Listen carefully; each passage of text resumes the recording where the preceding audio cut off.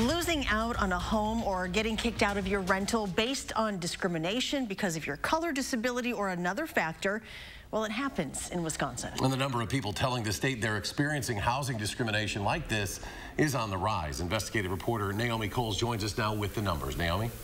New data shows formal complaints about this in Wisconsin have doubled since the pandemic started, whether it's because it's more prevalent or just more people being aware of how to raise the alarm.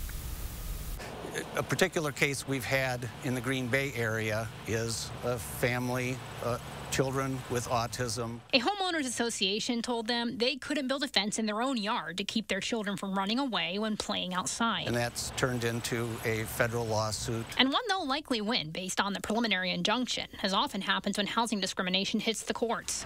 Lawsuits often start with a formal complaint to the state or the feds. Most of the complaints we receive, just over half, are based on disability, followed by race. New data published by the state shows housing discrimination complaints in Wisconsin basically doubled in 2021. 200 complaints after the past 8 years of 70 to 100 complaints each.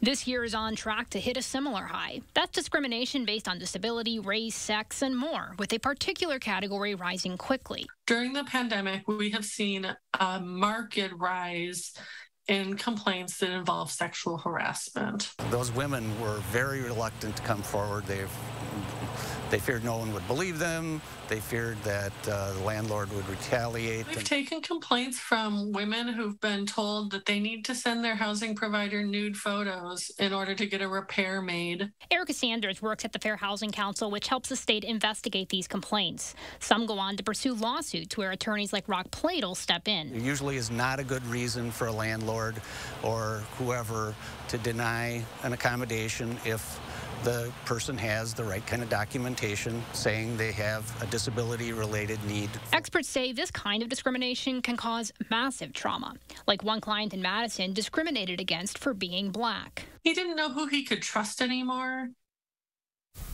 Formal complaints can go to the state's Department of Workforce Development or the Federal Housing and Urban Development Department. More on that later tonight online at Channel 3000.